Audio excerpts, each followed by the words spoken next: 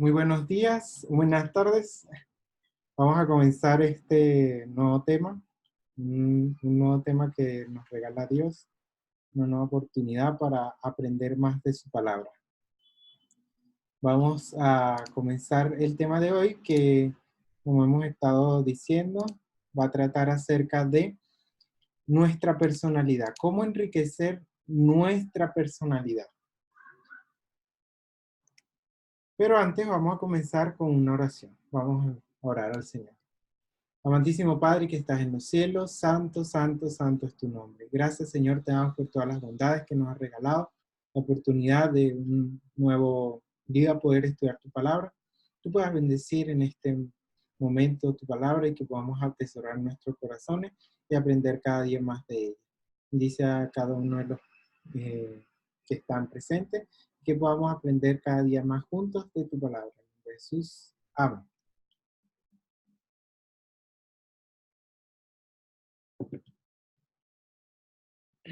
¿Cómo enriquecer nuestra personalidad? En la actualidad hay muchas personas que sienten que tienen una deficiencia, que es la personalidad. No se sienten seguros de sí mismos, empiezan a hacer modificaciones en su cuerpo, mujeres que se operan por completo, hombres que al sentirse viejos se estiran la cara, y así hay muchas cosas que hace que demuestra que una persona pobre, que no es rica en su personalidad. Una persona rica que no le importa ser quien es, que sobresale a pesar del grupo social en el que se encuentra, a pesar de que ellos sean diferentes, él sobresale entre ese grupo.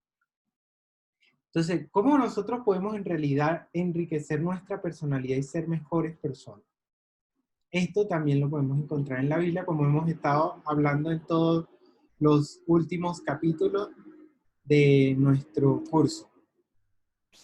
Y esto es importante, ¿por qué? Porque todos queremos tener esa personalidad que atraiga amigos, que traiga personas, y muchos se preguntan, ¿por qué soy así? ¿Cómo puedo cambiar? ¿Fue siempre así o puedo ser diferente? Esas son las preguntas que siempre nos están sonando en nuestra cabeza. ¿Cómo puedo ser esa persona que atraiga a otras personas, que sea un líder nato, que siempre esté atrayendo a otras personas? ¿Cómo lo hago? Eso lo podemos ver en la Biblia. Cuenta la historia de un pintor. Quería capturar en su imagen, en su fotografía, la inocencia. Quería mostrar la inocencia en su estado puro. Llamó a todos los niños, a una cantidad de madres con sus niños, y decidió pintar a un niño en particular. El más inocente, un bebé recién nacido, de pocos meses de nacido, quería con él retratar esa inocencia. En realidad es lo que siempre nos igualamos a nuestro pensamiento. Nos dicen inocente, ¿y a quién vamos? A un bebé, a un niño. Entonces, ahora, pasado un tiempo, este pintor dice que decidió hacer algo distinto. Esta vez ya no quería retratar la inocencia. Quería retratar el, el odio, la ira, la rabia. Para ello, decidió ir a una cárcel. Quería retratar el crimen como tal. Al llegar a la cárcel, solicitó que viniera un preso, el más malo de todos, el que estaba en el corredor de la muerte, como le dicen en Estados Unidos, que estaba esperando ser ejecutado por todos los crímenes que había cometido.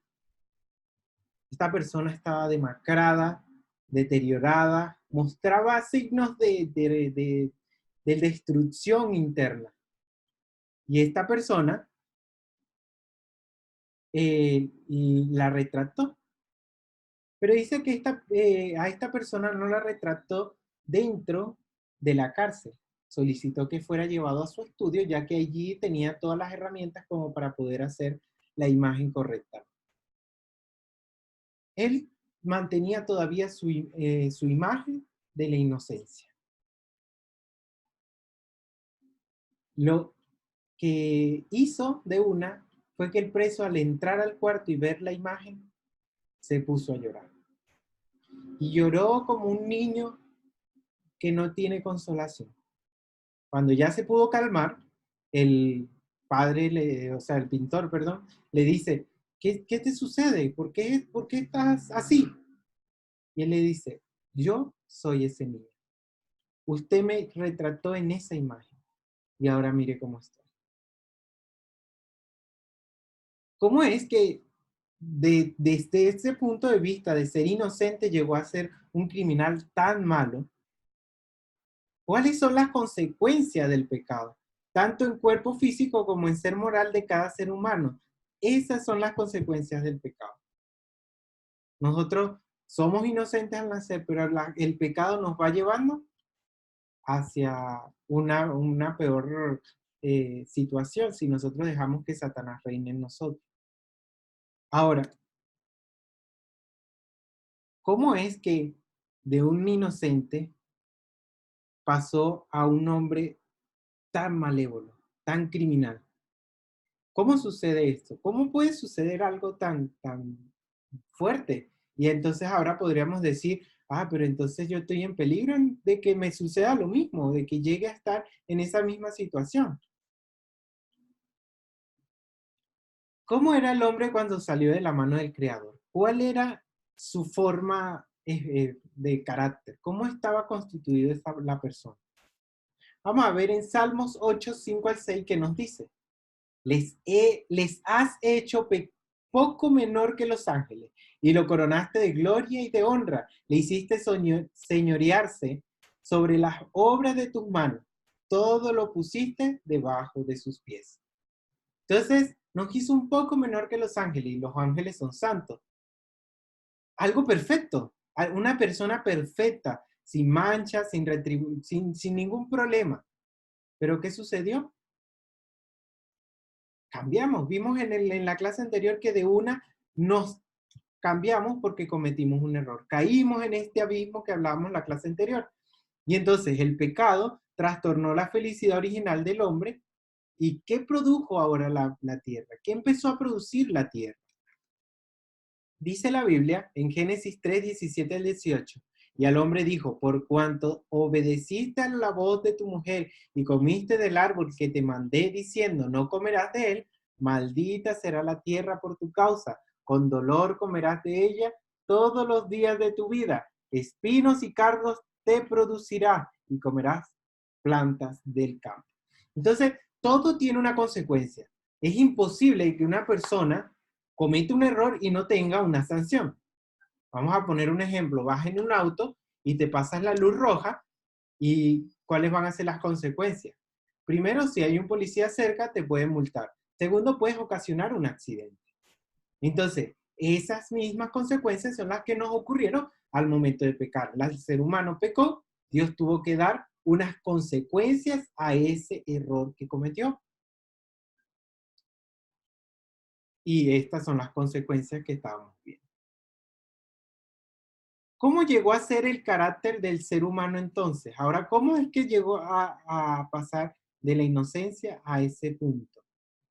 Isaías 59, 9 al 12 dice, por esto se alejó de nosotros la justicia y no nos alcanzó la rectitud. Esperamos luz y he aquí tinieblas, resplandores y andamos en oscuridad. Palpamos la pared como ciegos y andamos a tiendas como sin ojos. Tropezamos a mediodía como de noche y estamos en lugares oscuros como muertos. Entonces pasamos de estar en la luz, en la felicidad, en el amor, la alegría, a pasar ahora a estar en oscuridad, desilusiones, sufrimiento, crisis.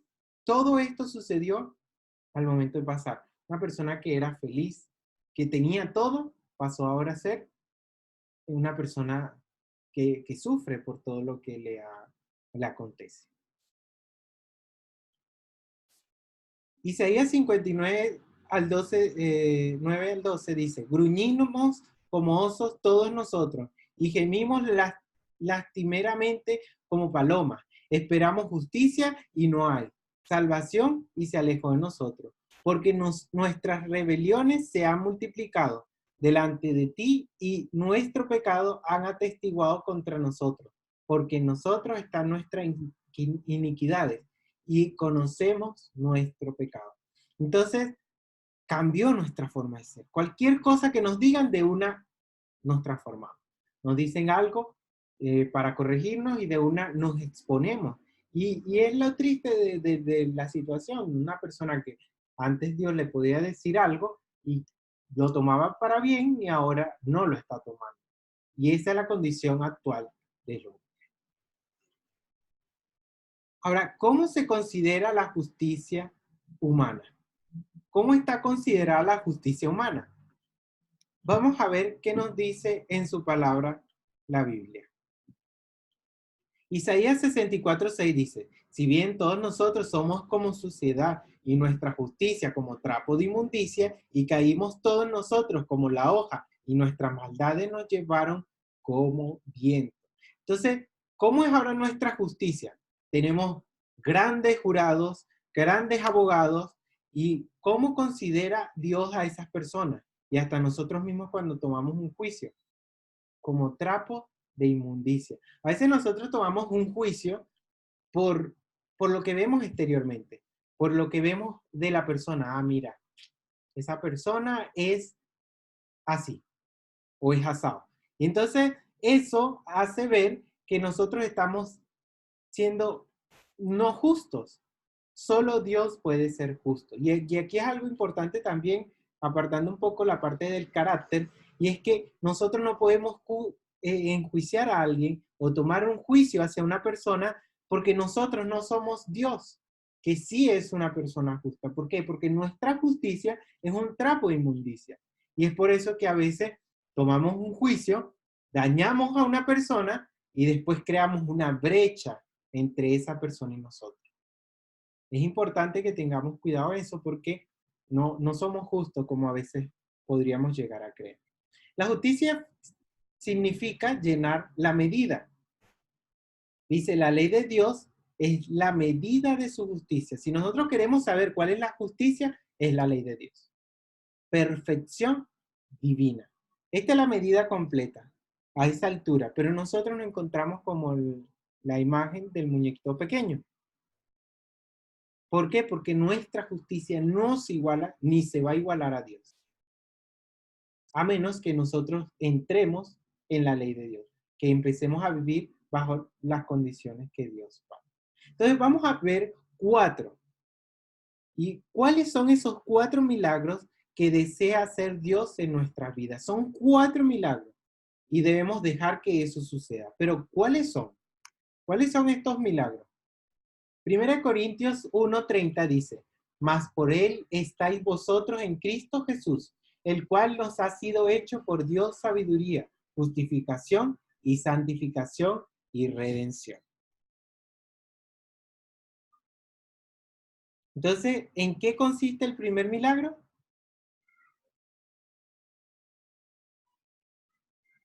Consiste en que nosotros seamos llamados de Dios el ser justo, o sea, que nosotros tengamos sabiduría. Y eso lo encontramos en la Biblia donde nos dice, nos atrae hacia Él. Juan 12:32. Eso es lo que hace. Después nos llama. Mateo 11:28. Es importante que vayan anotando estos versículos y los vayan estudiando por su cuenta. Nos busca como a oveja, como a la oveja perdida. Nos da sed de Dios. Nos da la fe. Nos muestran nuestros pecados. Entonces, todo esto hace el primer paso, nos muestra nuestro pecado, nos llama, nos guía hacia Dios. Y eso era lo que veíamos en los primeros 4 escalones que debemos dar. Ahora, ¿en qué consiste el segundo milagro? Y algo aquí importante de notar, era que en la clase anterior veíamos que a veces decimos, no, pero es que hay religiones que no tienen milagros palpables, milagros que se demuestre que hay algo allí, que esa persona está haciendo un milagro palpable. Pero como vemos, el primer milagro no es algo que se palpe. O sea, que podamos decir, tenía un hueco, una llaga en la piel y se curó. No, ahora vamos a un milagro que consiste en el corazón. Una persona que era muy descarriada y decidió conocer a Dios, confiar en Él avanzar en Él y tener fe en Él. Ahora, ¿en qué consiste el segundo milagro? Que el primero iba con la clase anterior. Ahora, el segundo milagro dice, declara justo a pesar de ser culpable. Entonces empieza a haber una justificación ahora. Primero es la sabiduría de entender lo que Dios nos quiere dar. Ahora entra la justificación, que es Cristo imputa, o sea, anota sus méritos a nuestro favor. Y es por eso la importancia de que nosotros conozcamos a Dios. De que la única manera que nosotros confiemos en alguien es que la conozcamos. Si nosotros no conocemos a alguien, es imposible confiar en él.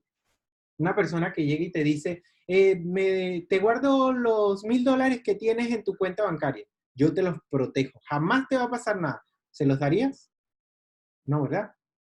¿Qué sucedería si tu papá o tu mamá te dijera que los guardas y le tienes mucha confianza a tus padres porque los conoces desde niño?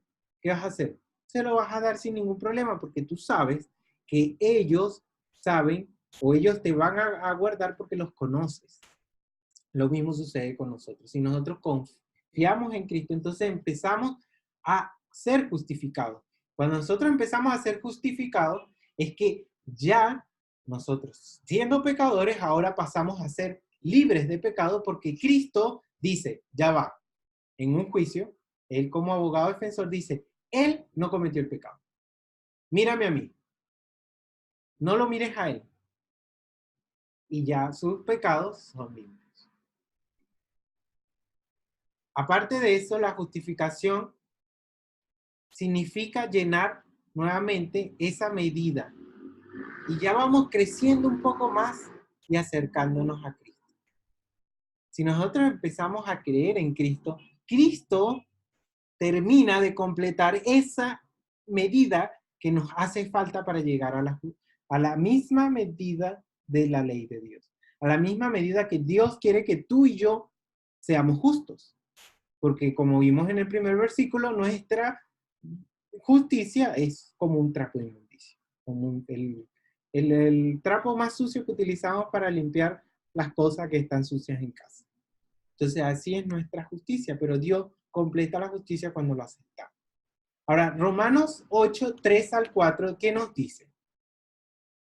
Porque lo que era imposible para la ley, por cuanto era débil por la carne, Dios, enviando a su Hijo en semejanza de carne de pecado y a causa del pecado, condenó al pecado en la carne, para que la justicia de la ley se cumpliese en nosotros, que no andamos conforme a la carne, sino conforme al Espíritu.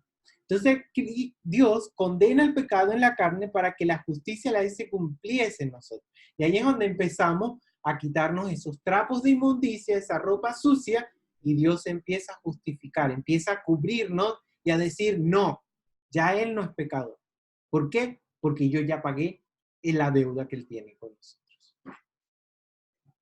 Vamos a ponerlo en un ejemplo más gráfico y sería una persona que tiene una deuda bancaria y está al borde que ya no puede pagar esa deuda. Es más, va a ir presa. De repente viene el dueño del banco y dice, por favor, páseme la cuenta de la persona que esté más endeudada acá. Y vamos a darle la liberación financiera. Lo mismo sucede con nosotros. Estamos tan endeudados con Dios por cada pecado que cometemos que llega un punto en el que ni siquiera nosotros podríamos pagar. Pero entonces Dios dice, no lo debes pagar. Ven a mí y yo respondo hacia esos gastos que tú tienes. Así es la vida del cristiano. Mientras nosotros creamos en Dios. Declarado justo a pesar de ser culpable. Eso es lo que significa entonces justificación o justicia imputada. Nos declara justos por nosotros. Cuenta la historia de un cacique, un jefe de los aborígenes americanos, y cuenta la historia de que este cacique puso una ley en su tribu estaba siendo robada y desaparecían las cosas y él, eso le parecía algo injusto, o sea, algo no posible. Y entonces, ¿qué hizo? Dijo, a la persona que se le encuentre en el acto de robo, esa persona va a ser latigada y va a ser latigada hasta si es posible, la muerte. Pasó un tiempo y a la persona que encontraron fue a la mismísima madre de este cacique. Una persona ya mayor, algo anciana, y el cacique no pudo soportar esto. No pudo soportar que su madre tuviera que pasar por esa agonía de los latigazos, porque él tenía que hacerlo cumplir, porque la ley del cacique era la ley del cacique, no podía ser quitada. Entonces, ¿qué hizo? Decide y toma la decisión de ir al lugar donde iba a ser este castigo y tomar el puesto de su madre. Eso es lo que significa la justicia imputada. Una justicia que nos tocaba a nosotros, pero Cristo se la imputa a él mismo. Se la quita, nos las quita a nosotros y la toma para sí. El indio no quiso que su madre fuera la que recibiera su castigo por su error y lo tomó él en sus manos. Entonces pagan nuestras culpas, según Isaías y Romanos 53 y 5 al 6 y capítulo 5, 10, respectivamente. Nos da el perdón en Isaías 1:18, Isaías 43:25, y dice, venid luego, dice Jehová, y estemos a cuenta. Si vuestros pecados fueren como la grana, como la nieve serán emblanquecidos. Si fueren rojos como el carmesí, vendrán a ser como blanca la nieve. Recuerdo en las televisiones siempre han colocado esas propagandas de los jabones, que se ensucia la ropa y de repente las lavas y queda más limpia que ninguna otra ropa, como si la estuvieras comprando de nuevo. Pero al uso sabemos cómo es el tema, ¿no? Pero Cristo sí puede hacer eso posible. Sí puede hacer posible de que tú y yo nos podamos convertir en personas limpias de pecado. Personas que habíamos cometido las peores atrocidades. Es decir, un preso que mató a niños, a adultos, pero se arrepintió en el último segundo de su vida, esa persona tiene perdón. Ahora nos declara hijos. En Juan 1:12 dice, mas todos los que le recibieron, a los que creen en su nombre, les dio potestad de ser hechos hijos de Dios. Nos da la oportunidad de que seamos hijos de Dios. Nos anota en el libro de la vida, Lucas 10:20. Algo aquí importante, cuando nosotros cometimos pecados, nuestros nombres fueron borrados del libro. Pero cuando nosotros nos arrepentimos, dice Lucas, pero no os regocijéis de que los espíritus se os sujetan, sino regocijaos de que vuestros nombres estén escritos en los cielos. Y era la parte que veíamos en el curso, en la clase anterior, y la anterior también incluía esta parte. ¿De qué sirve que una persona le diga a los demás cuál es el camino a seguir para ser salvos, pero no lo sigue? Entonces, la única forma en que nosotros en realidad podamos aceptar esta justicia imputada es que conociendo el camino, guiando a otras personas, nosotros también sigamos ese camino. Si no, de nada está sirviendo ser así. En la Biblia encontramos un ejemplo también acerca de esto. Estaba un fariseo y un publicano. Dice que el fariseo se sentó rápidamente al principio de la sinagoga. El primero en la sinagoga. Y se levantó de pie y levantaba las manos y decía, Señor, gracias porque no soy pecador. No como este publicano. Soy limpio de todo pecado. Gracias porque yo soy así. En cambio, el publicano tenía otra manera de ser. Se arrodilló muy atrás y contrito de corazón, humillado de corazón, empezó a orar diciendo, Señor, sé propicio de mí que soy pecador. ¿Ven la diferencia? Una persona que en realidad conoce lo que debe hacer, se comporta como un publicano, porque sabe que él, por sus propios méritos, no puede. En cambio, el fariseo creía que por sus méritos, por su forma de ser, yo hago esto, yo hago aquello, ya estaba obteniendo esa justificación. Y que veíamos en el versículo al principio, que nuestros pecados o nuestra justicia es como trapo de inmundicia. Ahora, en el registro, en el libro del cielo, existe el libro, donde están anotados todos mis pecados. Y Juan lo coloca de esta manera: odio, orgullo, avaricia, desobediencia, inmoralidad. Todo esto gobierna en nuestro corazón. Siempre está gobernando en nuestro corazón. Aun cuando pensemos que no lo estamos haciendo. Puedo odiar a alguien, pero dentro de mí. Puedo ser orgulloso, pero dentro de mí. La avaricia es algo que está siempre en mí. Pero ¿qué sucede cuando nosotros dejamos que Dios gobierne en nosotros? Entonces los méritos de Cristo en mi favor transforman todas las cosas anteriores ahora en amor, humildad, generosidad, obediencia y pureza. Solamente cuando dejamos que los méritos de Cristo sean los que gobiernen. Si veíamos el ejemplo del fariseo y el publicano, el fariseo decía: yo ayudo a la gente, yo soy así, y lo hacía en voz alta para que todo el mundo lo sea. No había amor, no había humildad, no había generosidad, no había obediencia. Todo lo hacía por un beneficio propio para poder ser reconocido en la sociedad. En cambio, el publicano sí había un cambio, porque reconocía que lo que él hacía no valía ante Dios. Podemos ser las personas más dadivosas, podemos ser las personas que mejor tratamos a la persona, pero si en realidad no existe Dios en nuestro corazón, somos mentirosos. Y lo dice la Biblia textualmente. Ahora, ¿cuál es el resultado? ¿Cuál es el resultado de ese cambio?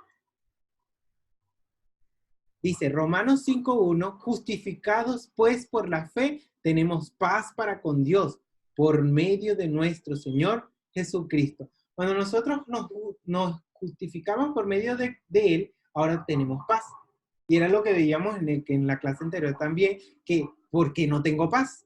Y es exactamente por esto, porque nosotros no dejamos que Cristo sea el que nos justifique. Si nosotros siempre tratamos de buscar nuestras soluciones, nuestra forma de solucionar los problemas, lo que siempre vamos a tener es angustia, desdichas, problemas. Pero cuando nosotros dejamos que Dios sea el que gobierne en nosotros, entonces empieza a haber paz en nuestro corazón. Ese era el segundo. Ahora el tercero. ¿En qué consiste el tercer milagro? La restauración del rostro de Cristo en nosotros. ¿Puede el hombre cambiar mediante sus propios esfuerzos? ¿Puede hacerlo el hombre? Jeremías 13:23 responde a ello. ¿Mudará el etíope su piel y el leopardo sus manchas? Así también podréis vosotros hacer bien estando habituados a hacer el mal. Una respuesta, una pregunta muy fuerte para nosotros. ¿Por qué? Porque nos está demostrando de que no hay forma de que nosotros podamos cambiar nuestra forma de ser. Solo Dios puede hacer esos cambios, ya que una persona morena no puede ser blanca de la noche a la mañana por sus propias fuerzas, o una persona o un leopardo quitarle las manchas. Tendríamos que cambiarle la piel y no va a ser la misma persona. Entonces, la restauración del rostro perdido entra ahora la santificación. Entonces, ahora pasamos a un siguiente proceso. Primero veíamos la sabiduría, nos da sabiduría para comprender. Es el primer milagro, para comprender quién es Dios. Confiar en Él, entregarnos a Él.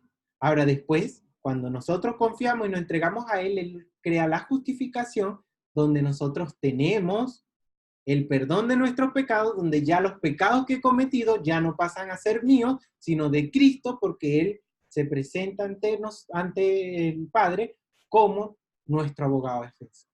Ahora la siguiente parte, la santificación. Ahora, la santificación en nosotros parte es en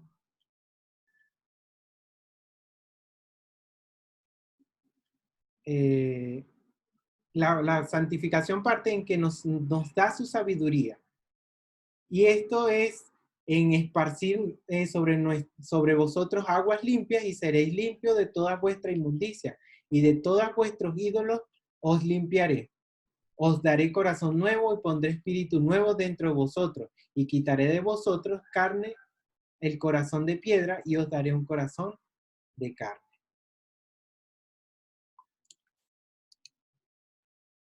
Entonces Dios nos regala esa oportunidad, nos cambia la mente y el corazón,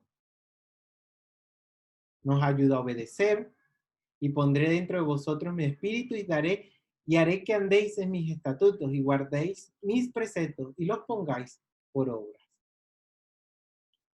La nueva naturaleza, con Cristo estoy juntamente crucificado y ya no vivo yo, mas vive Cristo en mí. Y lo que ahora vivo en la carne, lo vivo en la fe del Hijo de Dios.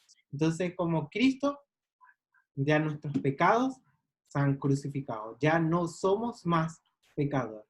Nos capacita para hacer el bien. Entonces empezamos a ser mejores personas. Y ahí es donde empezamos a entrar en la sociedad, a ser mejores personas en la sociedad. Empezamos a impactar en la sociedad, así como quisiéramos ser. ¿Qué aspecto del ser humano abarca la santificación? En Tesalonicenses nos dice, y el mismo Dios que de paz os santifique por completo, y todo vuestro ser, espíritu, alma y cuerpo sea guardado irreprensible para la venida de nuestro Señor Jesucristo. Entonces cambia por completo, la santificación cambia todo, nuestro espíritu, alma y cuerpo. Ya no somos la misma persona tanto interna como externamente. Nuestro espíritu nos cambia nuestros pensamientos, ya no pensamos igual, nuestra alma cambia nuestros sentimientos, emociones, ese impulso de ser, no sé, atacar a la primera vez que nos digan algo, y el cuerpo, hábitos de vida. Yo soy la vid, vosotros los pámpanos, el que permanece en mí, yo en él. Este lleva mucho fruto, porque separados de mí, nada podéis hacer. Solamente cuando estamos pegados a Dios es que podemos hacer ese cambio en nuestra cuerpo. Y ahora, por último, el cuarto milagro que produce Dios en nosotros es el siguiente. La redención o glorificación. Primero Juan 3:2 dice, amados, ahora somos hijos de Dios y aún no se ha manifestado lo que hemos de ser, pero sabemos que cuando Él se manifieste, seremos semejantes a Él, porque le veremos tal como Él es. Entonces, cuando nosotros veamos ese cambio en nosotros, las demás personas van a ver, no a nosotros, van a ver que Dios vive en nosotros y ya somos mejores personas. Esa redención es cuando nos convertimos semejantes a Él. Cuando somos transformados a la inmortalidad, nuestro carácter se convierte en un carácter perfecto y llegamos al tal punto de estar como en el Edén restaurado. ¿Qué puedo hacer para que Jesús haga este milagro en mi vida? ¿Qué podemos hacer?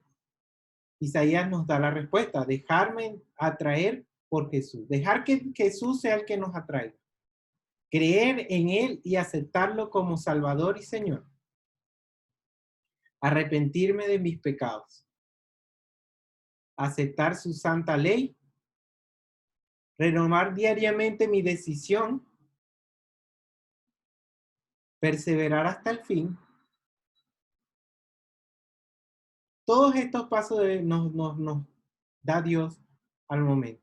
Entonces, como conclusión, podemos quedar en que solamente Dios puede ser el que haga ese cambio en nosotros. Es el que nos ayuda a poder dar esos pasos para obtener la salvación. Primero, nos da sabiduría. Después nos justifica, nos quita el pecado que teníamos, nos santifica, nos convierte en mejores personas, cambiando nuestra mente, nuestros sentimientos y nuestro cuerpo. Y por último, nos da la glorificación, la salvación, la entrada al cielo. Entonces, como resumen, nosotros podemos acercarnos a esa medida de la justicia. Solo debemos dar un paso. convertirnos en, o convertirnos en nuestros pensamientos en que Cristo hizo eso por ti y por mí, para que después de allí en adelante Dios hace el resto por cada uno de nosotros. La parábola del hijo pródigo nos cuenta de ese joven que se fue de casa porque quería vivir la vida y después se dio cuenta de que había cometido un error. Regresó a casa y cuando llegó a casa su padre lo recibió con mucha alegría. Dios nos da esa misma bendición. Nos dice que nosotros también podemos ser considerados hijos en la casa, en la patria celestial. Así como Adán en el Edén cometió un error, Dios nos da la oportunidad de que podamos ser aceptos ante el Padre Celestial. Gastó todo, la degradación moral, hasta la degradación moral, llegó a ser esclavo del diablo, perdió todas esas bendiciones que tenía en casa, pero volviendo en sí, que es volver, obrar silenciosamente el Espíritu Santo, entonces logró levantarse e ir y reconocer la culpa. Su padre lo abraza, lo justifica, después viene el manto del padre, que es la justicia imputada, luego el cambio de ropa, que es la justicia impartida, y la fiesta, que es la glorificación, que es cuando Dios nos da la oportunidad de entrar en el cielo. ¿Cuáles son los tres gozos que recibirá el cristiano mediante Jesús? El gozo de la salvación, el gozo de la obediencia y el gozo eterno. ¿Deseas tú recibir este regalo en tu vida? Que sea ese nuestro pensar. Oremos al Señor.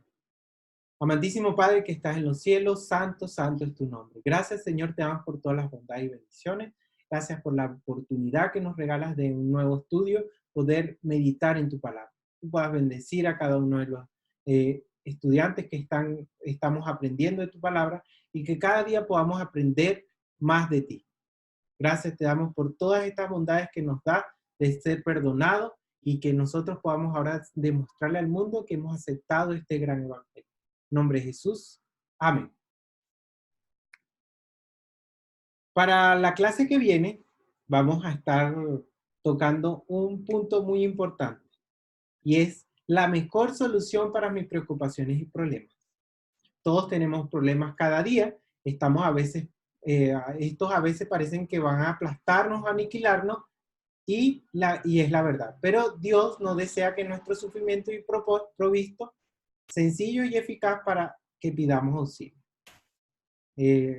Espero que poder encontrarlos en la siguiente clase y me lamento porque estoy terminando antes la clase. Estamos teniendo un problema con el software. Vamos a tratar de que no suceda la próxima y poder compartir con ustedes más. Les recuerdo que para la próxima clase vamos a tener la oportunidad de compartir con algún invitado que estamos buscando y poder interactuar un poco más, ya que vamos a tratar de que sea una interacción completa entre ustedes, aclarando las dudas que tengamos hasta este punto. Espero que me puedan acompañar en la siguiente clase. Gracias.